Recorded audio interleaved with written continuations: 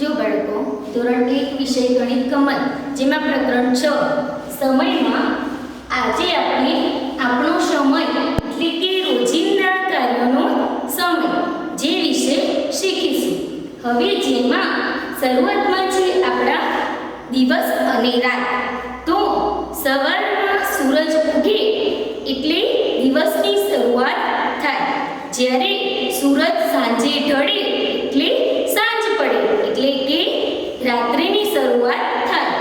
તે રીતે સવારના કાર્યોમાં આપણે શું શું કરીએ છીએ? પહેલા તો પથારીમાંથી ઉઠીએ, પછી શું કરીએ? બ્રશ કરીએ. બ્રશ કર્યા બાદ આપણે શું કાર્ય કરીએ?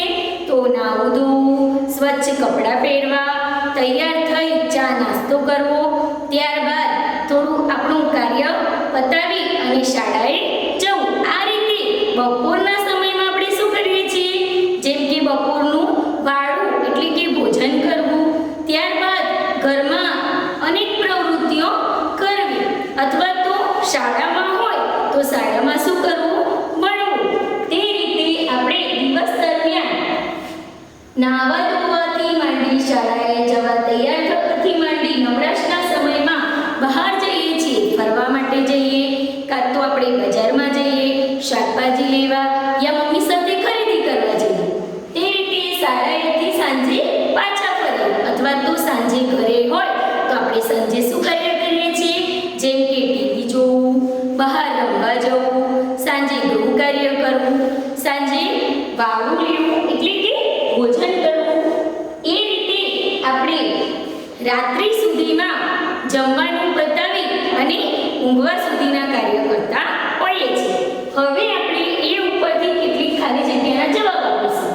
જેમ કે ખાલી જગ્યા સૂર્ય દેખાય છે દિવસે કે પછી રાત્રે?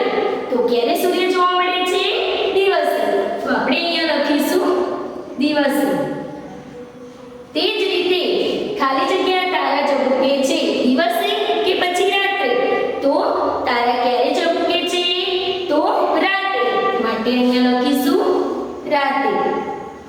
તે રીતે દિવસની શરૂઆતને ખાલી જગ્યા કહેવાય છે. સવાર કે પછી સાંજ? તો દિવસની શરૂઆત પૂછ્યું છે, માટે દિવસની શરૂઆત આપણી સવારથી થશે. શાનાથી થશે? સવારથી. અને દિવસનો અંત એ ક્યારે થશે? સાંજે થશે. માટે અહીંયા લખીશું સાંજ. તે રીતે સૂચના મુજબ ખરું કરો. પહેલું છે તમે સવારે જે પ્રવૃત્તિઓ કરતા હો તેની ઉપર ખરું કરો. તો સવારમાં નહાવું એટલે કે નાહવાનું કાર્ય કરીએ છીએ, માટે તેમાં ખરું કરીશું. વાંચન કરવું, ઘણા વાંચન કરે ઘણા ન કરે. ચા નાસ્તો કરવો તો સાચું. બ્રશ કરવું તો સાચું. તે રીતે બીજા નંબરમાં તમે સાંજે જે પ્રવૃત્તિ કરતા હો તેની ઉપર ખરું કરો.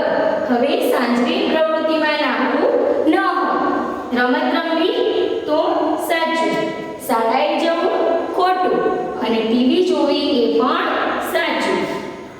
તે રીતે ત્રીજામાં તમે દિવસે જે પ્રવૃત્તિ કરતા હો તેની ઉપર ખરું કરો.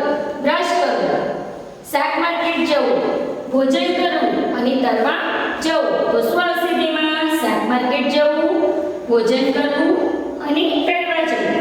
તે રીતે ચોથું છે તમે રાત્રે જે પ્રવૃત્તિ કરતા હોય તેની ઉપર ખરું કરો. જેમ કે રાત્રે ટીવી જોવું તો સાચું છે.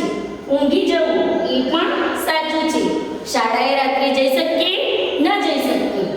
અને વાંચન કરવું એ પણ આપણે રાત્રે કરી શકીએ. આ રીતે આપણે સવાર સાંજ, દિવસ રાત અને દિવસ